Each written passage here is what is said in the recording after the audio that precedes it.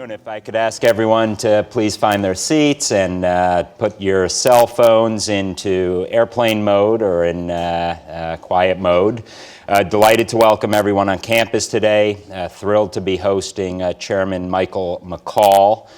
Chairman McCaul, as you know, has been chairman of the House Homeland Security Committee since 2013.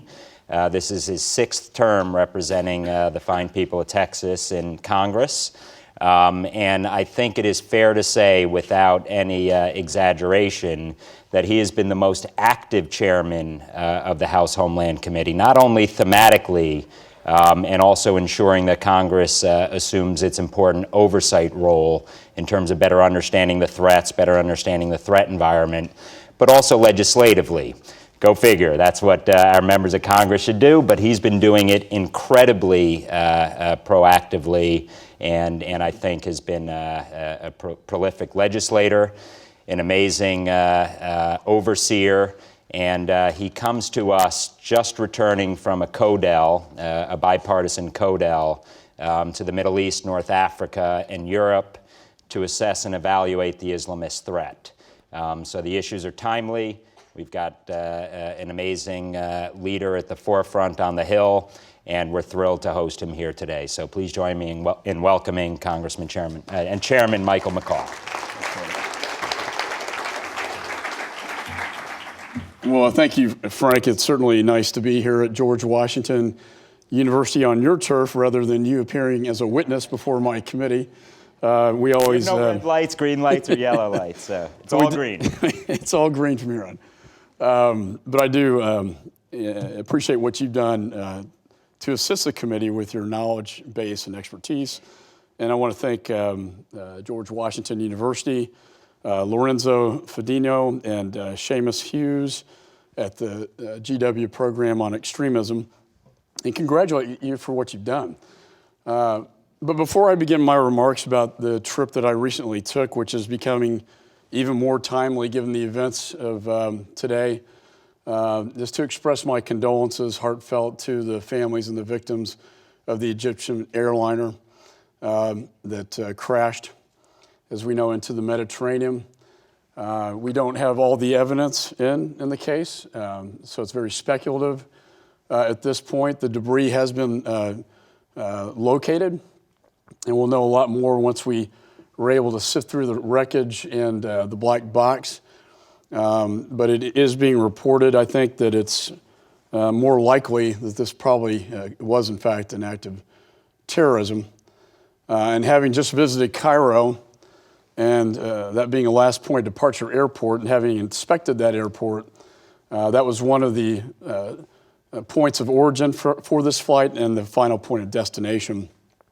And I know in the Q&A, Frank and I will talk a little bit more about Paris, about Cairo, and about Tunisia, and the potential threat from external plots that ISIS or Al-Qaeda have been trying to pull off for many years.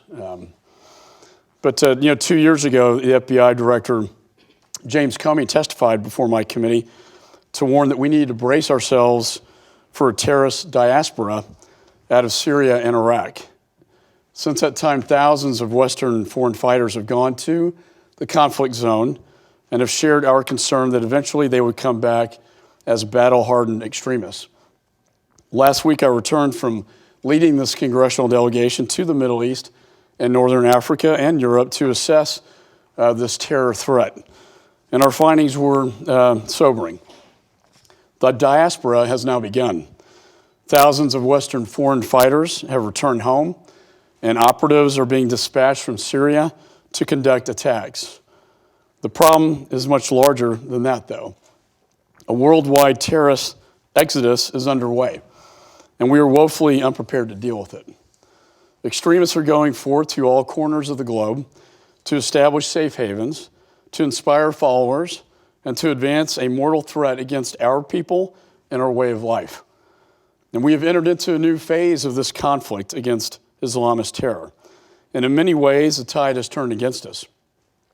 Nearly 15 years after 9/11, our enemies have regained their momentum and are opening up new fronts well beyond the foreign battlefields in which they were once confined.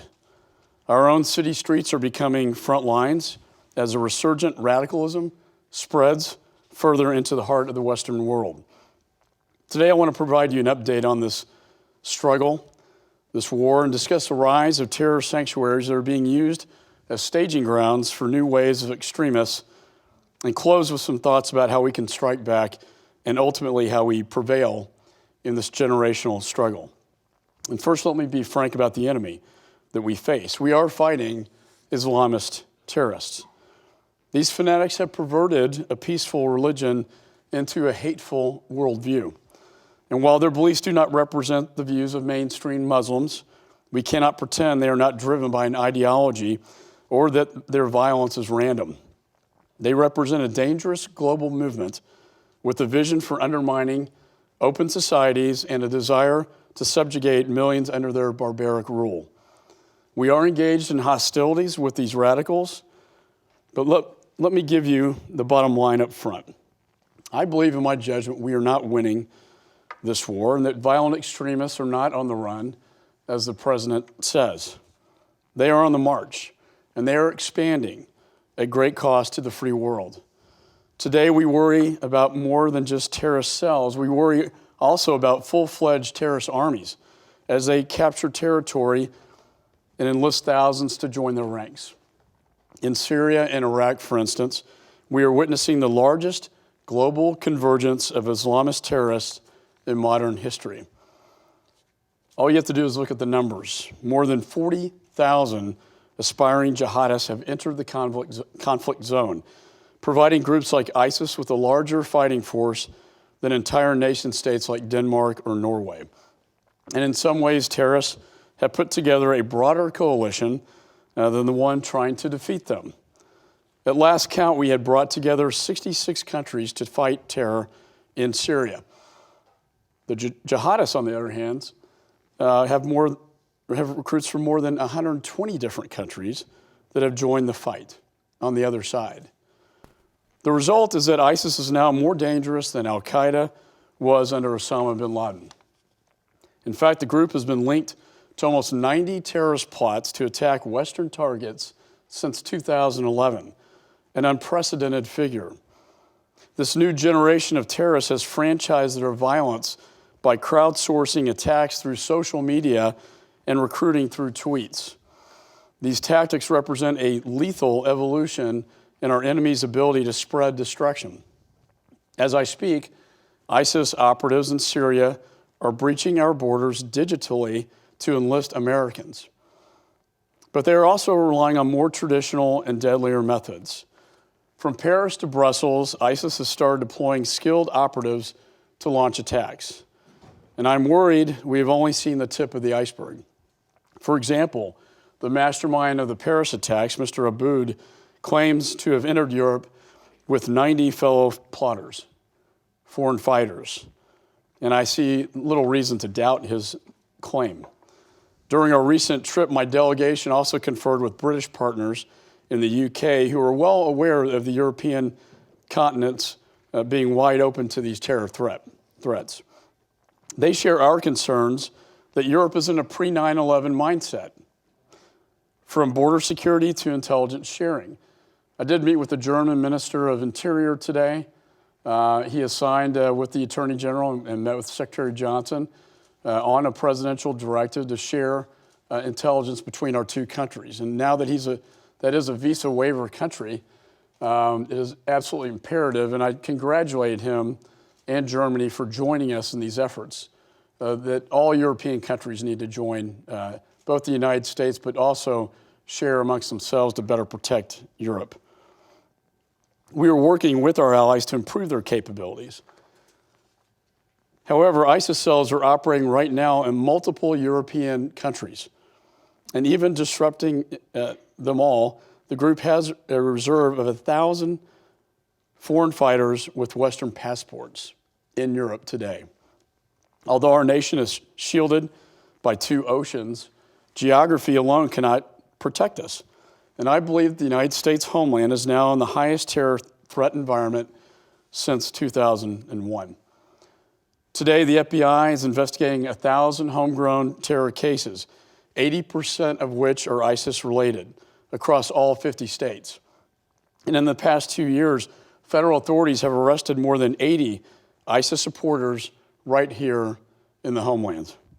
In fact, in 2015, we saw the highest number of homegrown terror plots we've ever tracked in a single year.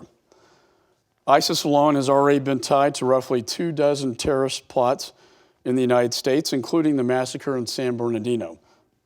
Luckily, many of these plots we have stopped, but the group has more in the pipeline. They aspire to pull off Paris and Brussels-style attacks here in the homeland, and we believe they are determined to hit us again this year. The upward trend of terror is tied to a proliferation of safe havens.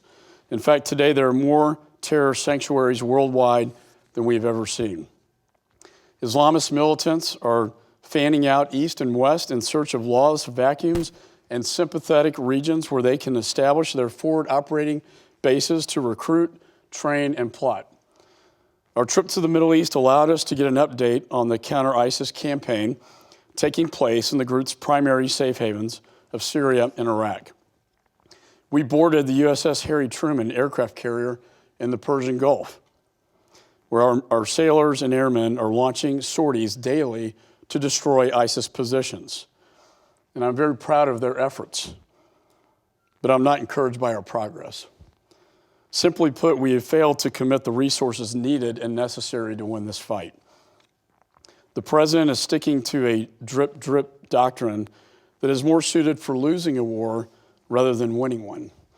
And although we were briefed on his incremental troop increases and accelerated efforts, the changes are in some respects too little too late. Each day that the safe haven in Syria and Iraq persists, ISIS advances its murderous agenda, exporting terror across the globe. A half-measured response provides these fanatics with the time and space to dig in for the long haul. 2 years into the fight, our Iraqi partners are making some progress in clearing ISIS outposts. But I worry that they cannot hold the territory that they take back. And in Syria, we still do not have a coherent ground force.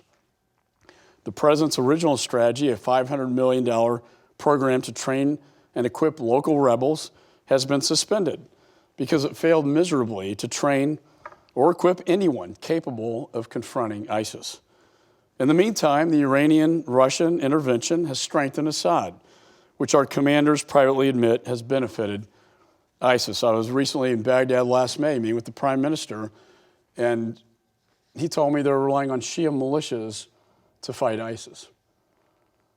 Shia militias loyal to Sistani, but also to the Ayatollah.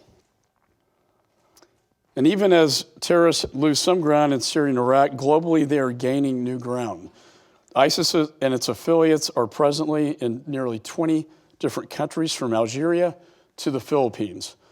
And as they expand, so too the danger to our people and our allies.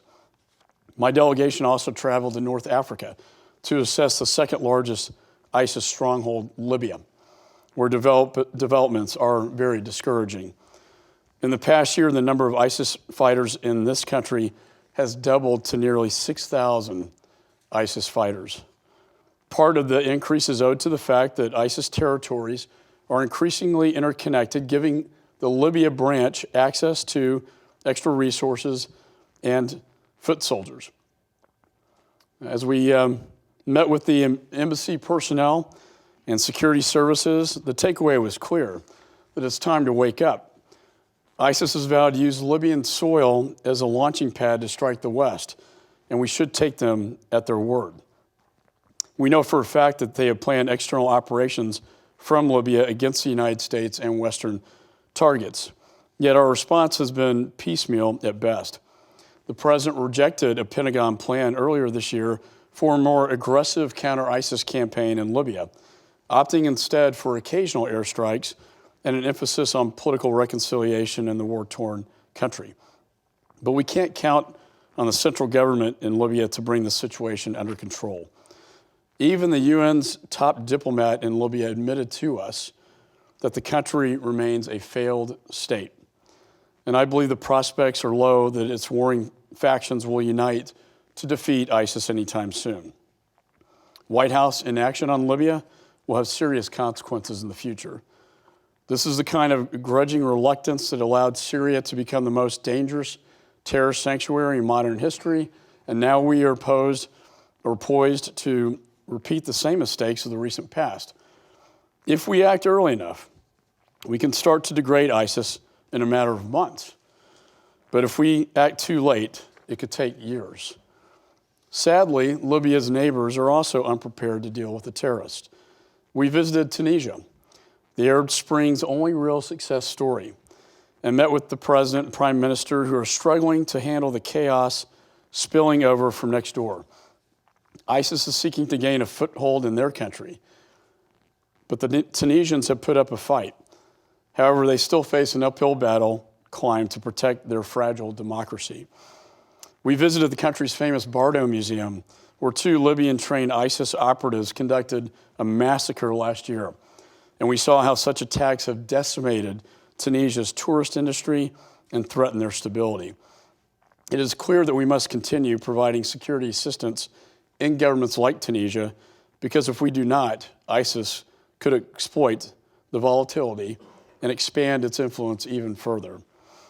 To Libya's east, the government in Egypt is preoccupied with containing another ISIS province in the Sinai Peninsula.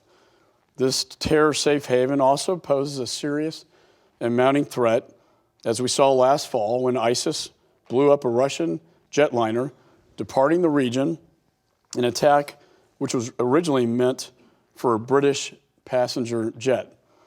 And just today, we saw the downing of Egyptian Air Flight 804. The group in ISIS Sinai has upwards of 1,500 fighters.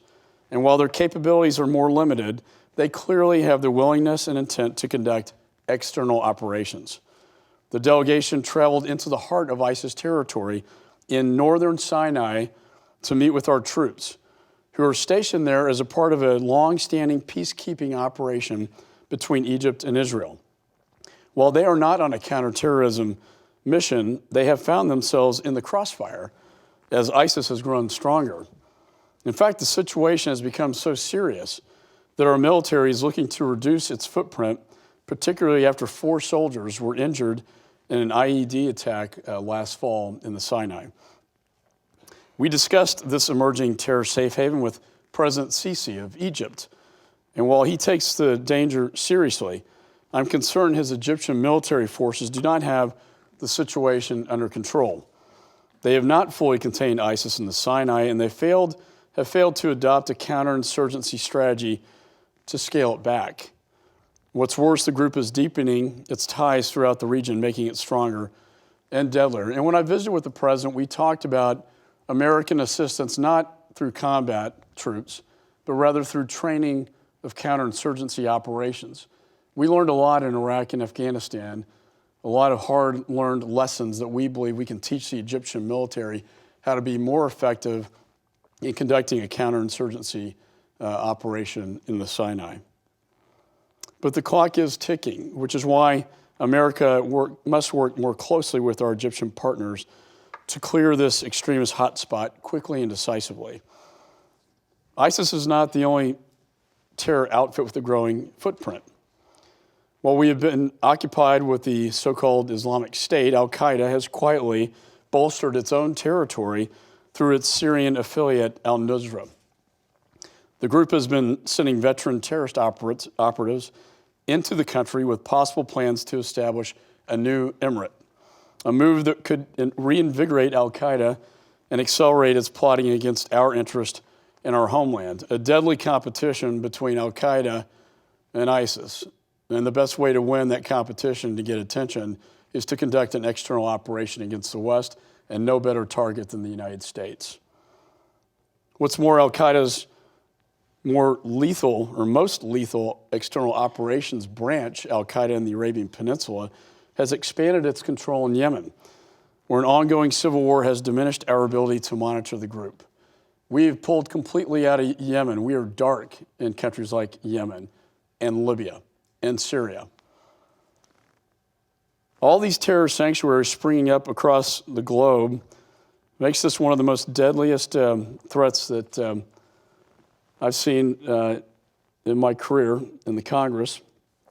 But what we fear is the one that we can't see, the threats that we can't see. Instead of migrating to overseas training grounds, many radicals are just going dark and finding shelter in virtual safe havens.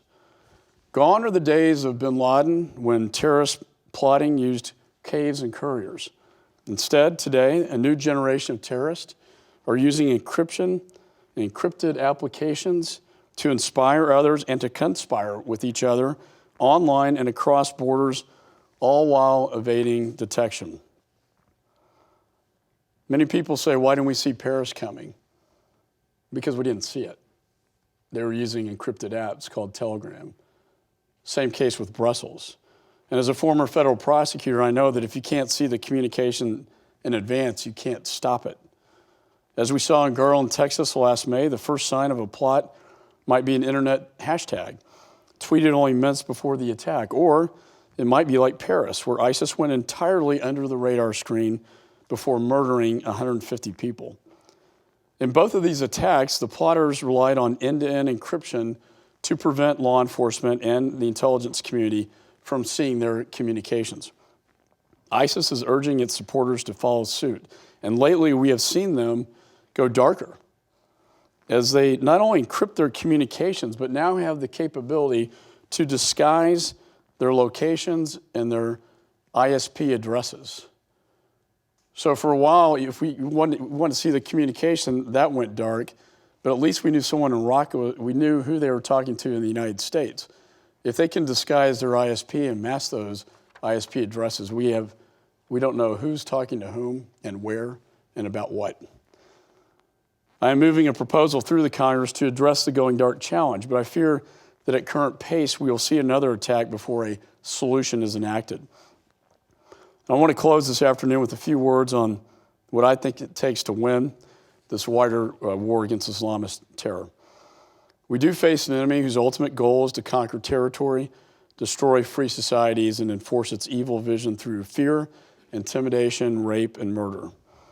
So how do we confront this menace? Overall, I believe we need a military strategy to defeat and destroy terrorists on the ground. Then we need a political strategy to deny them any chance to reemerge. And finally, we need a counter-narrative to defeat them in the war of ideas. As for the military strategy, we must take the fight to the enemy so that we do not have to fight them here at home. Our policy cannot be just one of containment, but rather a total rollback. The territory held by terrorists fuels their narrative and allows them to project violence, and that is why it must be recaptured. ISIS and al-Qaeda are now embedded across the Middle East, Northern Africa, and beyond, and we need decisive action to eradicate them and its core leadership, whether it be in Syria or Iraq or places like Libya or the Sinai Peninsula. Wherever possible, we should rely on local forces, and if necessary, we should train and equip them to confront terrorists. But we can't take options off the table, so openly refusing to commit troops and firepower to the fight, because I think in doing so, we broadcast a weakness to our enemies and only embolden them. Instead, we should resolve to step up even where others will not, and use whatever means necessary to defeat them.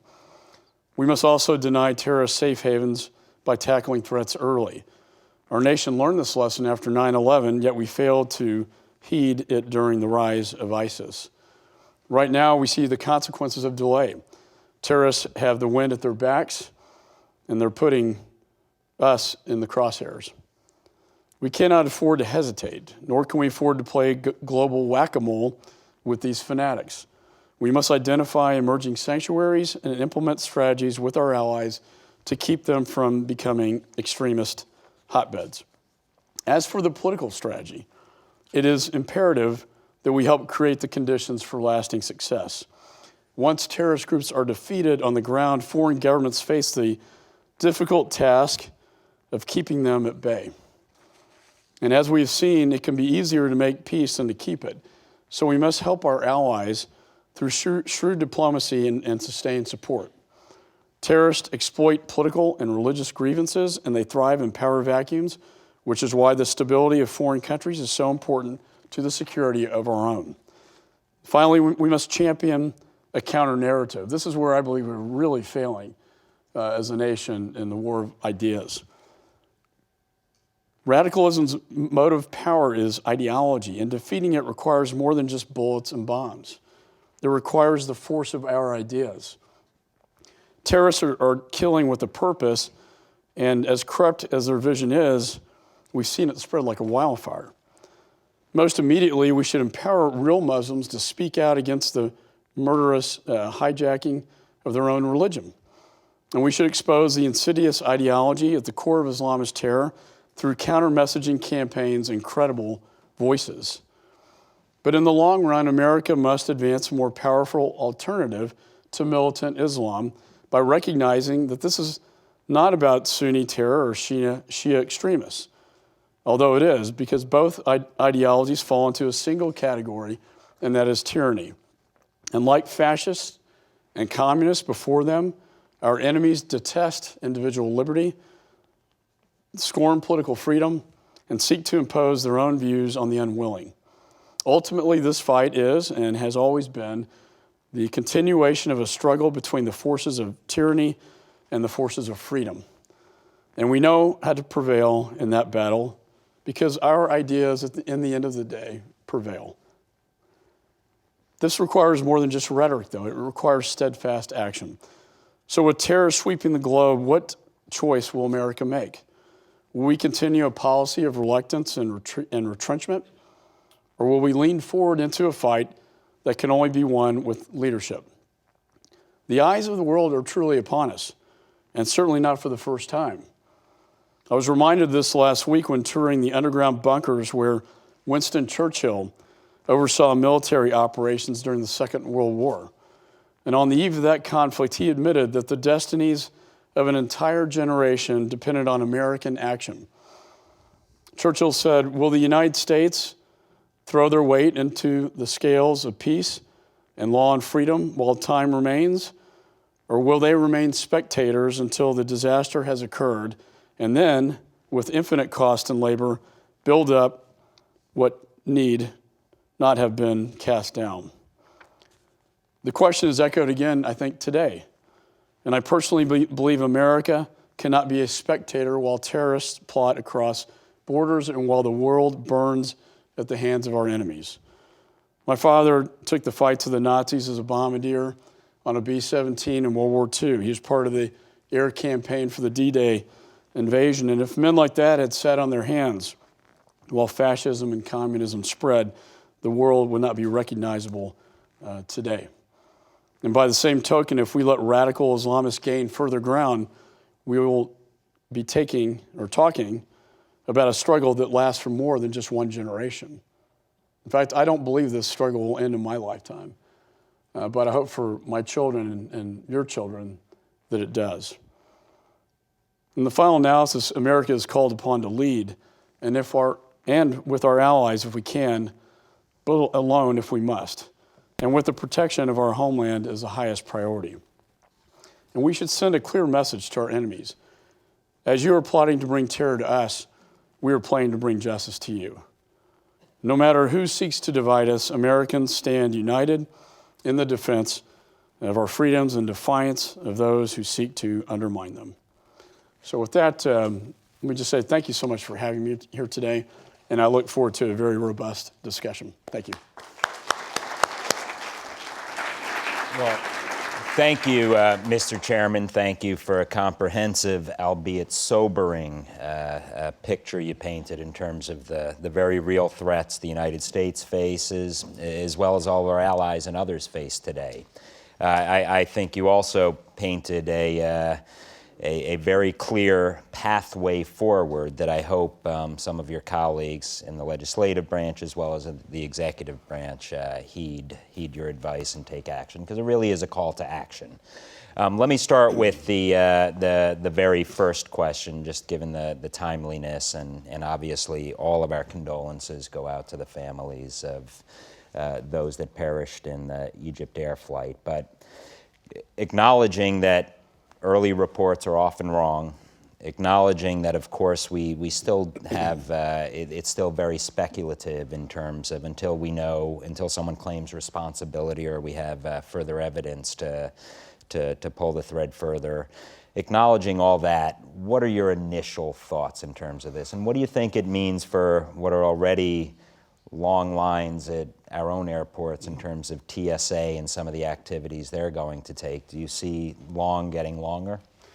Well, on the initial question, I've been doing this counterterrorism business for a long time. My instincts are usually correct, although it would be speculative at this time without the evidence from the black box. However, the suddenness of the crash without any air traffic reporting, the witnesses examining a fireball in the sky, and given the destinations where this flight both emanated out of and ended in, I think the early reports is most likely an act of terrorism. I agree with that assessment.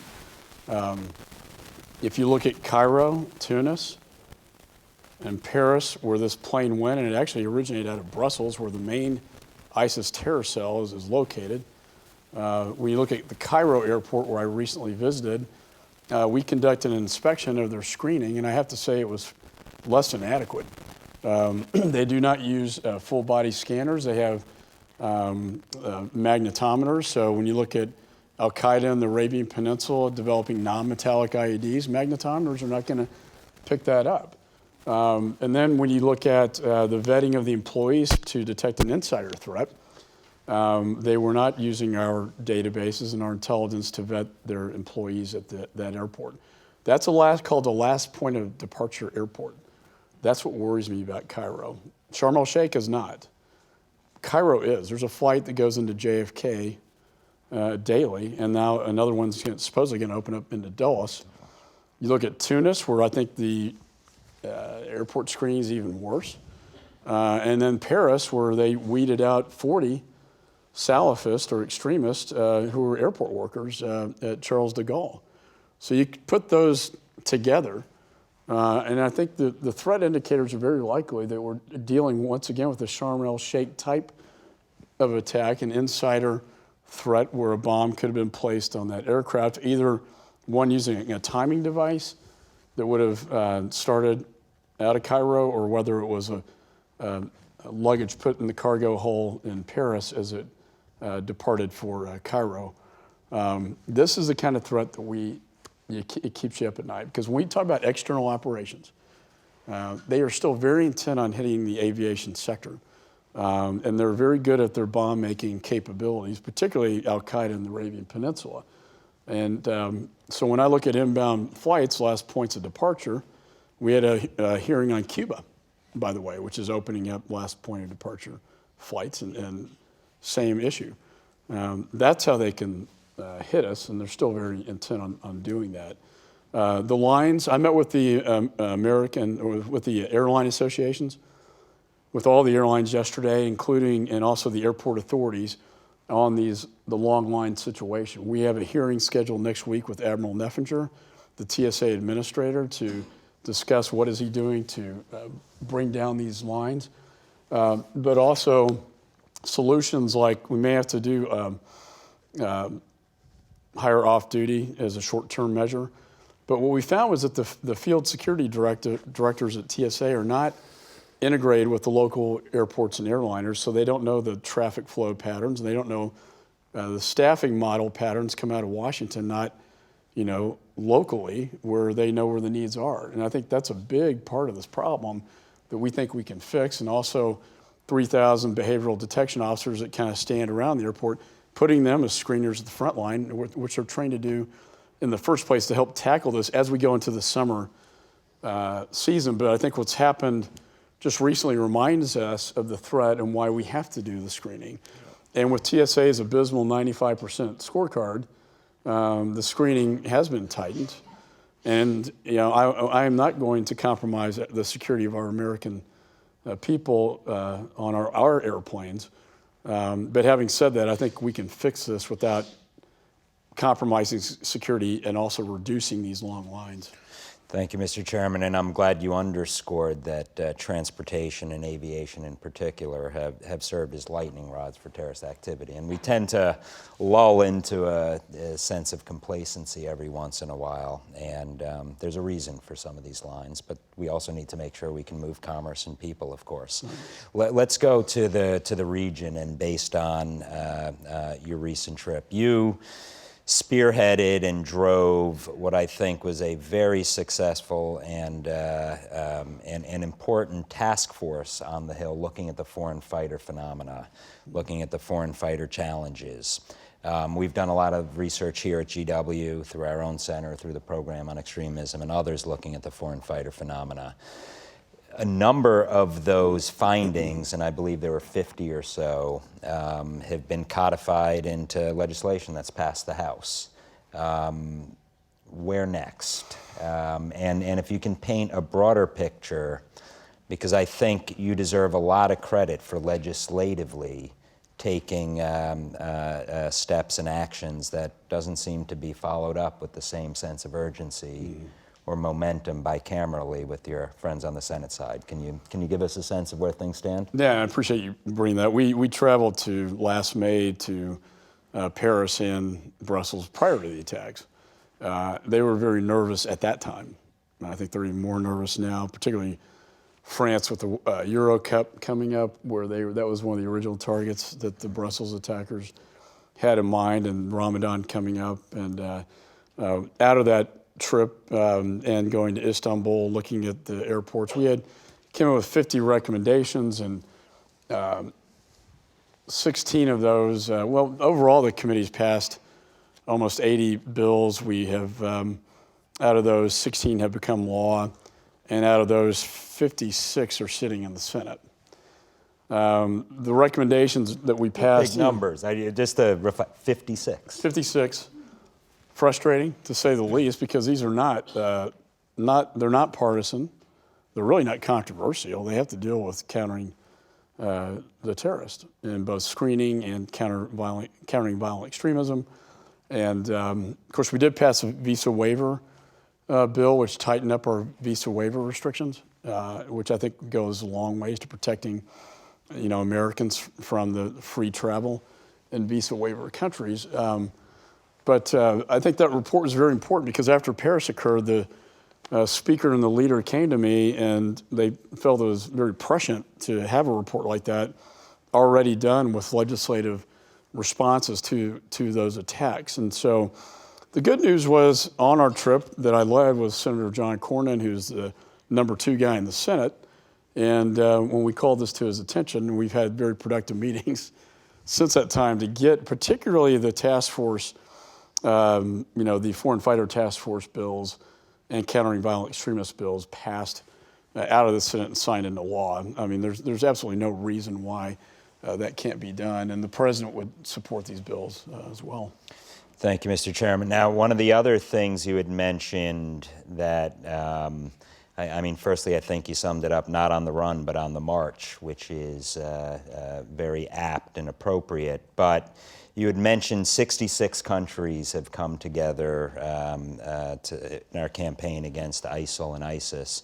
And I might note, just today, State Department designated the branches of ISIL, ISIS in Yemen, Saudi Arabia, and Libya as foreign terrorist organizations. But 120 countries on the bad side. So if you have a positive ledger, negative ledger, how would you rack and stack based on what you've seen? Countries that how do we incentivize more skin in the game, when in reality it does affect them as well as us, many of these countries. So if you were to give me your top 3 or top 5 on the plus side, and then as much as you can say those that need maybe a little more energy to put into the game, into the fight. Well, when you look at those numbers, so ISIS, not only the numbers of foreign fighters, but also the countries nearly double the coalition forces. 2 to 1. It's a 2 to 1 ratio, and that really signals why we're not winning this. And I do think the other countries need to have more skin in the game. And then when I talked to the military, they said, look, we can only do so much. We can only respond to so many hot spots. We only have so many resources. We were in the Persian Gulf, and the USS Truman had to get extended 30 days because the closest carrier was in the Pacific and couldn't get to the Persian Gulf to carry out what is now the president's highest priority, and that's these strikes in Iraq and Syria. But we need a stronger coalition. We need more of a commitment from these countries to of not only strikes but also troops to train special operators. And I also think at the end of the day, the expression is some in the military have said the Sunnis will the Saudis will fight till the last dead American. I think the Sunni Arabs need to stand up a little bit. It's their backyard, it's their religion. They have been responsible for financing a lot of this mess through their charitable organizations. And, it's a real threat to them in their homeland, like in Saudi, and it's a real problem in Yemen. And I think, I know the administration's been trying to get that thing jump-started, but extremely difficult to do. But I think it's their war to fight too. Did anyone impress you in particular that you were surprised in the region? Well, I think that with intent, if not capability. Yeah, I think the President Sisi wants to see more of an. There have been discussions about an Arab League of Nations, if you will, or an Arab force, and that has never. The president has not fully embraced it, and I think it should have been something looked at more seriously and cultivated. President Sisi was very strong in his efforts against radical Islamists in his own country, but he's also just came out the other day saying that he really wants to be a broker between Israel and the Palestinians on a peace accord, which is long overdue. And he's the type of guy that I thought was impressive enough to possibly carry that out. I'm worried about Egypt with this latest airliner. It's just going to cause their economy to spiral downward that much more, and we all know terrorism thrives in those impoverished power vacuums. But I think he has an opportunity to be a real leader. I was also felt very good about in discussions with their embassy, our visit with the president of Egypt, that he is very seriously considering our offer of providing counterinsurgency training, which they really need. Their Egyptian military is not where it needs to be. One question, and then we'll open it up. One last question before we open it up to the floor. I'm pleased that you spotlighted Libya as both a potential base and whatever terminology, whether failed, whatever it may be. The bad guys have been able to usurp the good guys, in simple terms, to be able to launch attacks. When we look at the Islamist threat today, when we look at al-Qaeda biding their time, and al-Qaeda in the Arabian Peninsula, al-Qaeda in the Islamic Maghreb, al-Qaeda in even the Sinai, how do you see that playing out? And are you seeing some specific cooperation between, say, Boko Haram and ISIS? Because I think you're starting to see much more of a conflation or convergence of these organizations who are swapping and sharing expertise. Bomb makers don't grow, fortunately, on trees. But al-Qaeda in the Arabian Peninsula has a foothold in Syria and Iraq. That means you've got expertise or tradecraft that could be shared. How do you see it playing out, and are you seeing some of that actual convergence? Because for a while there was concern that ISIS was focused on the near enemy, that al-Qaeda was going to intercept and exploit that point at the far enemy. I think that way of thinking is already outmoded, but I'd be curious. Yeah, and that's what's fascinating is this competition I talked about between ISIS and al-Qaeda. It's a deadly competition because it only will result in an external plot that's going to be deadly. But you are seeing a lot of these al-Qaeda affiliates now taking up the ISIS banner, really because of the brand. The brand, it's a winning game in town. They want to be a part of something greater, and they think ISIS is the game. And so you're seeing, like you mentioned, Boko Haram and these other affiliates now, even ISIS in the Sinai, not traditional ISIS followers, but picking up the ISIS banner. And Are they franchises or branch offices? It was really interesting to meet with our ambassador to Libya, who was in exile. You know, that embassy, Libyan embassy, is now in the Tunisian embassy after Benghazi. And so I'm meeting with this ambassador who says, I'm an ambassador in exile. And this country is a failed state, and there's 6,000 ISIS. There are a lot of Tunisians going in at the training camps. We're ramping up the strikes now, on them. But we asked about the Libyan ISIS brand, and what was interesting about that, and this really does, I think emphasize the threat, is that they called it a branch office of ISIS Syria. Not a franchise, but a literal branch office where direct communications and leadership between Syria and Iraq and what's happening in Libya.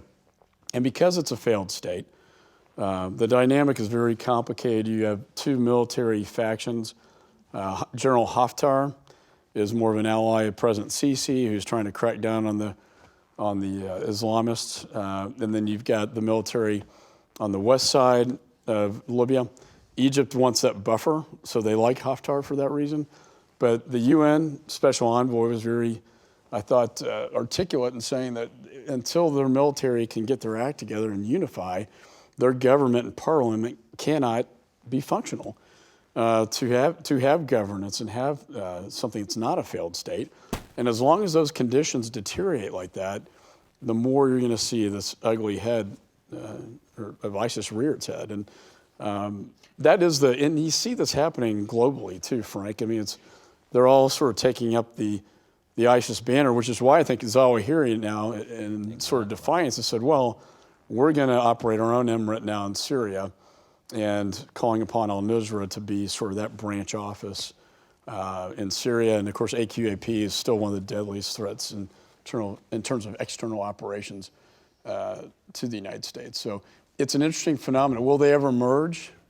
I wrote this book, Failures of Imagination, and talked about the threats as I see it. And it's not, some would argue that could never happen, but it's not really unforeseeable that could happen at some point. I actually agree with that, and I think this is really important to just get our head around and our arms around and think about, because we do need to be thinking about what comes next. And I would argue maybe in the minority here, but you mentioned the importance of the counter-narrative. To me, the missing dimension of our entire counterterrorism statecraft is, to paraphrase Bill Clinton, it's not the economy, stupid. In this case, it's the ideology, stupid. And so until we address that component, we're going to be tactically addressing an issue that's going to pop up in a new form somewhere else. Maybe and I talked a lot about the military, Frank, but that is an area where we're woefully inadequate. And I look at what State Department is getting better, but when you try to tell your narrative under the banner of the United States flag, it's not going to resonate with the people we're trying to get the message out to. When I was a federal prosecutor after 9/11, we go into mosques with an FBI agent, and it's a very chilling effect. I'm not the right messenger. It's the leaders in the community. It's the religious leaders. It's the NGOs. It's the people that have credible voices in those communities that can really make a difference.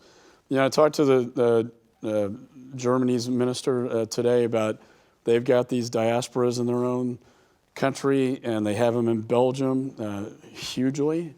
And in France, they're segregated, unlike in the United States where they're more assimilated, very segregated in these countries, and they're radicalizing within these communities. And that is a threat. And some of them come out of the prisons, as well. But until we get a counter narrative to conflict with this propaganda that they are dominating social media right now, and we are failing at giving them a reason to support our narrative.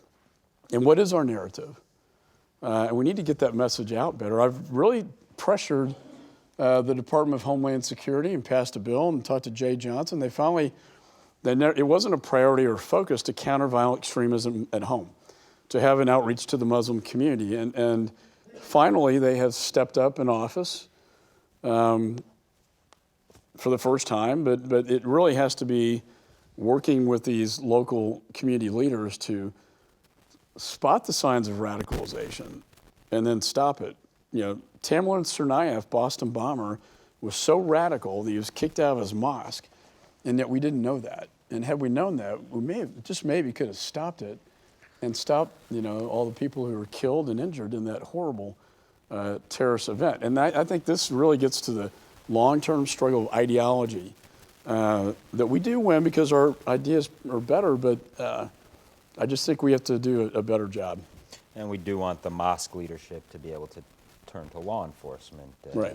when they identify someone who's obviously... NYPD has a very good... I spent a lot of time in New York because they are such a target, and they do bring the religious leaders in, like at Ramadan. They will bring them into NYPD, and they have lunch with them, and they talk, and they bring the leaders forward. And I think it's just essential that you have that kind of intelligence into the communities, and also the ability to de-radicalize and give people off-ramps to that radical. Because you got two threats. You got the foreign fighter, the guy that's trained.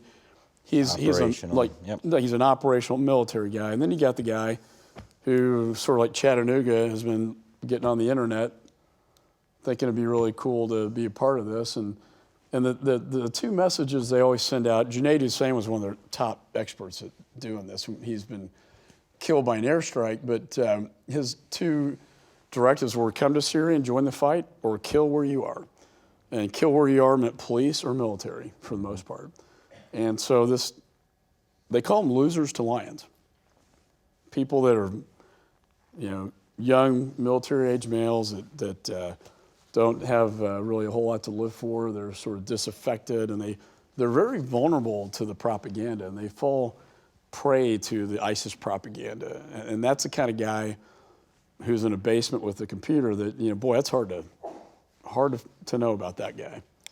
Let me just underscore, they are losers. So at the end of the day, yeah. I mean, to be serious though, in addition to our narrative, it's really about exposing the hypocrisy of their narrative, help facilitating it fall under its own weight. Anytime there's you're lionizing a martyr, there should be pictures of the women, children, elderly, and the innocents that they have killed. So we talk about the brides of ISIS. This is one that's hard to understand why any female would want to go into Syria, given the way they treat women. And the Katie Mueller story is tragic, and she was al-Baghdadi's sex slave and eventually killed. And but the narratives, the testimonials, we passed this bill to use these. The guy from Virginia who went over there and he says, this is not what I thought it was going to be. That this is not my religion. It's a really bad experience. And he gets picked up by the Kurdish forces. And those are the kind of narratives that I think can really counter their messaging. That if you look at some of their videos, it looks like, like it's going to Disneyland. Mm-hmm. And it's not when they get over there and they take their passports away. And I think just the truth coming out that this is not what it's portrayed to be. Let's offer some questions here. If you can please identify yourself, wait for a mic. We'll start there, then we'll go there, and there. And that's what I see. And then I'll try to get to as many as we can. Thank you. My name is Jason Donner. I had a question. I understand, Congressman McCaul, you spoke with the TSA administrator earlier today. Can you comment on the reports that there was an explosion on that aircraft? And then going back into the security with TSA, how would you react to after all this, some of your fellow congressional members have chastised TSA leadership for hiding U.S. airport checkpoint wait times while it implements tighter security measures? You talked briefly about that a little bit, how it was important. How would you respond to them now after this incident? And what was the last part? The members have said what now? Some members have chastised TSA leadership for heightening U.S. airport checkpoint wait times. Yeah. Well, I mean, they need greater transparency, obviously. I will say Neffinger, he's new to this role, and I think he's got a good vision for moving this agency forward. It's very difficult, to say the least. With respect to my conversations with him, I prefer to, at this point in time, keep that at the confidential level that it was discussed at. However, as I've stated already, I believe all the indicators are there. That's likely this is a terrorist event. I think given the locations, we have to look at if it was an explosion, and I'm saying if it was, how did that get on the aircraft? Because that's the vulnerability in the whole system, that you can have the best technology to screen, but if you have an insider threat, somebody corrupted or radicalized or bribed, that's scary. And if it did happen in Paris, it's even worse than if it happened in Cairo, as Frank and I talked about. There are so many last point of departure flights coming out of Charles de Gaulle into the United States. And if this was compromised, and a big if, but if it was, that's a game changer. So question back there, and then here, and then here. We'll save Thank you. a little less schlepping to walk there. Thank you. Gopal Ratnam, I'm a reporter with CQ. Thanks for doing this, Congressman and Frank.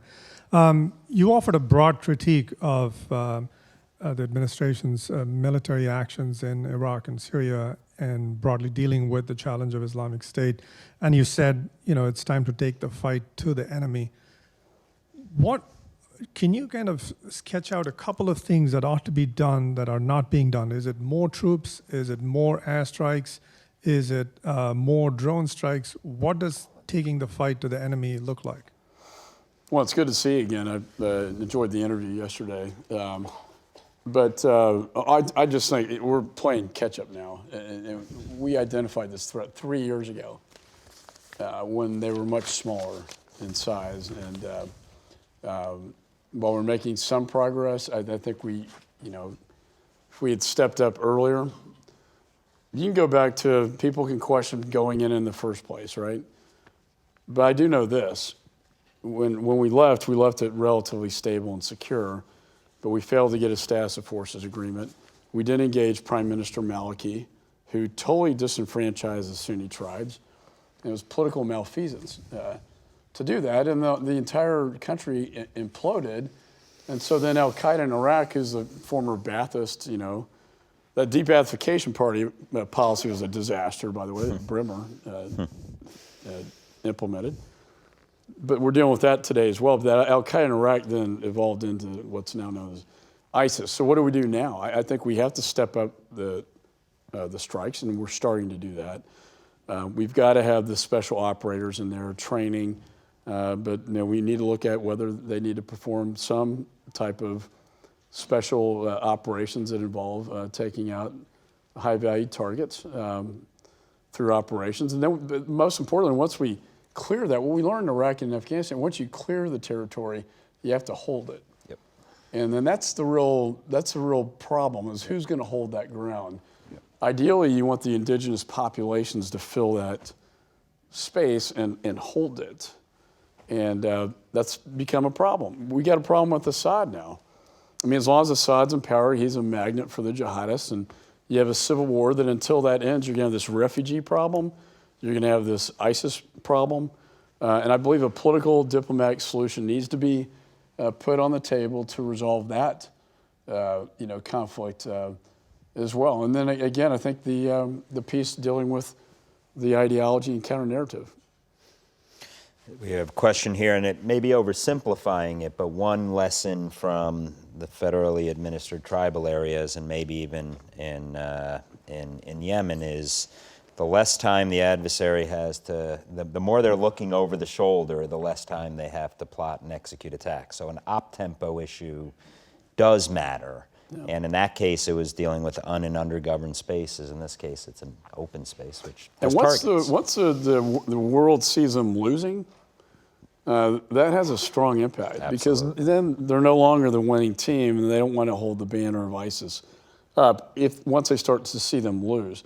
I criticize in my book, the rules of engagement policy. I think, dropping leaflets to oil tankers, providing the financing to ISIS as if the drivers are not part of ISIS. But I think this, looking at the internet cafe, but we can't strike that because of collateral damage. There are a lot of opportunities missed. And I understand that you don't want a lot of collateral damage because then you make enemies for life, and I understand that. But I think we've been very slow to act, and that's been erred to being a disadvantage, and it's put them where they are today.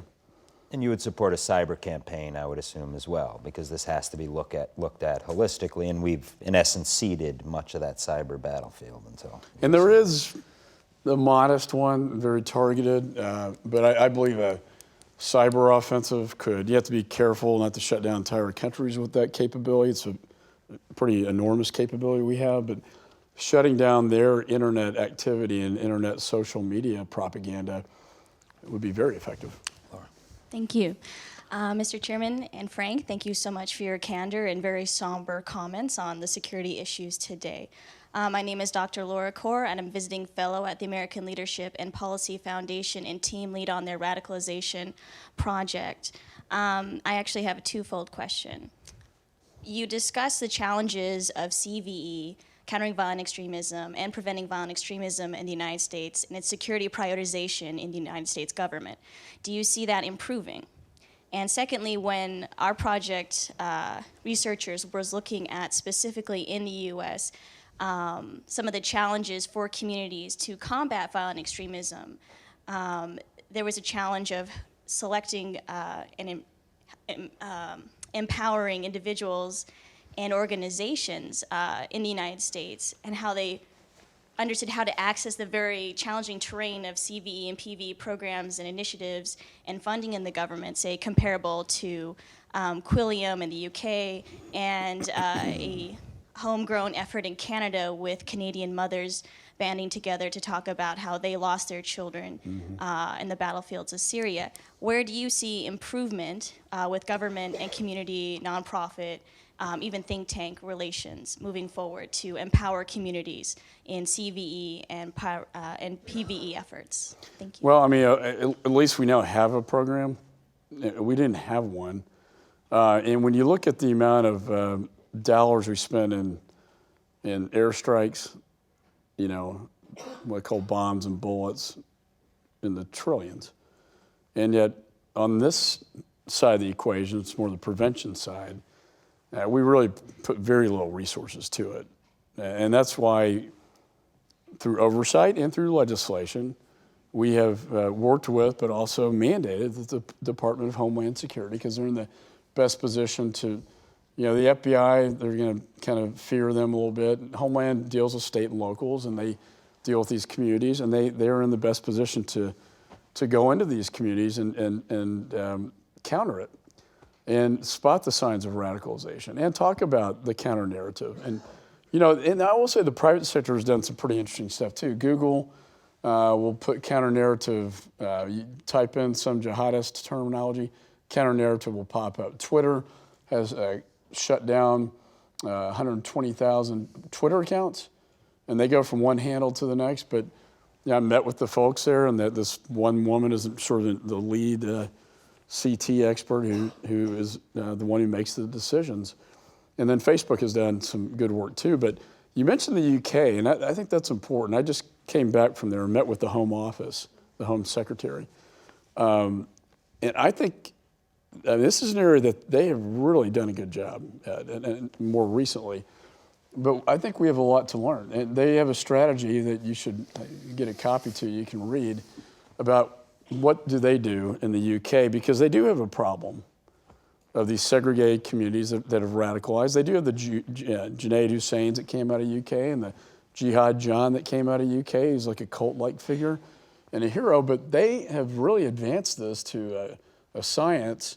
And my takeaway from them was to get what they do and try to, it's one area where I think the UK is ahead of us. And as you mentioned, you know, I've mentioned, this is one area where I think we're really behind the curveball. And I think we need to look at what the UK has done and try to implement some of those policies here. Mr. Chairman, there's so many people I know who have questions. I hate to do this, but we've hit our end of time. We're a few minutes over. The tyranny of time requires I be a bit of a tyrant, but let me say thank you for very insightful remarks, very sobering thoughts, and most importantly, thank you for your leadership in what you're doing as chairman. And I do hope that people follow through on these ideas and we see some traction. So, Mr. Chairman, thank you. Thanks, Frank. Appreciate it. Well done.